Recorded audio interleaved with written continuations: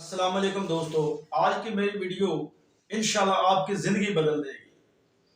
महमूद गजनवी का दरबार लगा होता है, वहाँ सब वजीर इकट्ठे होते हैं और उनमें एक गरीब देहाती भी बैठा होता है। महमूद गजनवी कहता है कि अगर आप मुझे हज़रत खिज़र से मिलवा दें तो मैं आपको मुँह मांगा इनाम दूंगा। सब वजीर खामोश, क्योंकि उनको पता था हम ये नहीं कर सकते।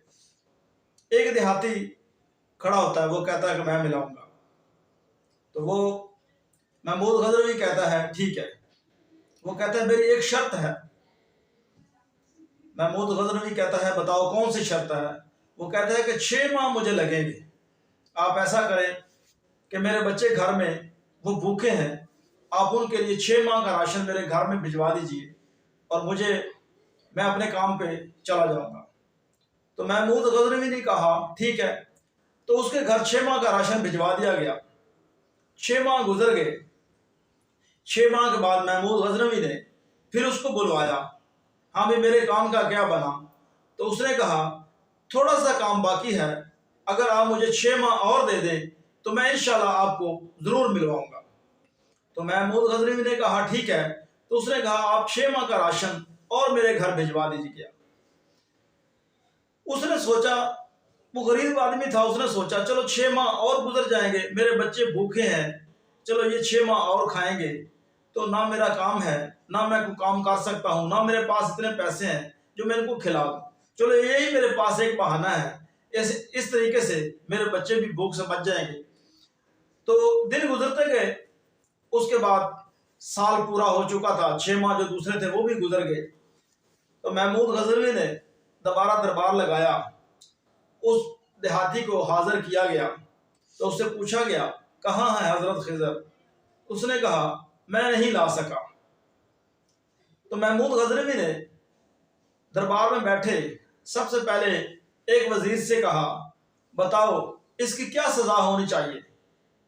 तो उसने कहा इसका सर कलम कर दीजिए, इसका गला काट दीजिए। तो दरबार में एक खूबसूरत नूरानी चेहरे वाले बुजुर्ग बैठे होते हैं, वो कहते हैं बिल्कुल ठीक है। फिर महमूद गजनवी ने दूसरे से पूछा कि इसको क्या सजा देनी चाहिए? तो उसने कहा इसके टुकड़े करके कुत्तों के आगे डाल दीजिए। तो फिर नूरानी चेहरे वाले बुजुर्ग ने कहा ये बिल्कुल ठीक है। उसके बाद अयाज की बारी आती है। अयाज से पूछा जाता है कि इससे क्या सलूक किया जाए? अयाज कहता है बादशाह सलामत, इसके बच्चे भूखे थे, अगर 1 साल उन्होंने आपके माल से खाया है तो कोई ऐसी बात नहीं, आपकी सल्तनत में आपके माल में इजाफा हुआ है, कोई फर्क नहीं पड़ा, तो मेरे ख्याल में इसको माफ कर देना चाहिए। तो नूरानी चेहरे वाले बुजुर्ग ने फिर कहा कि इसने ठीक कहा है। तो महमूद गजनवी ने कहा बाबा जी आपने तीनों बार ठीक कहा है।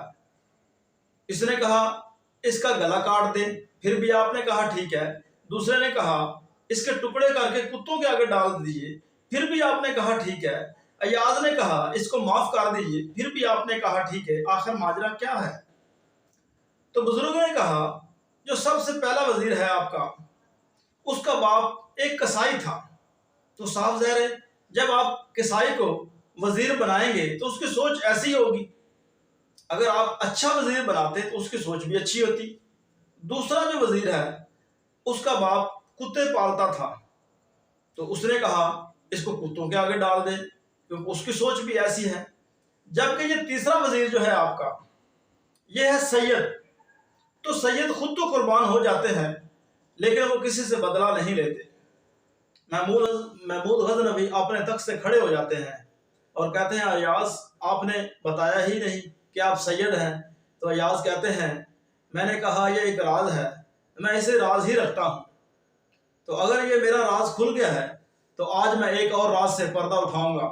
ये जो नूरानी चेहरे वाले हैं बुजुर्ग हैं, ये भी कोई आम बुजुर्ग नहीं है, ये हजरत खिज़र अलैहिस्सलाम है।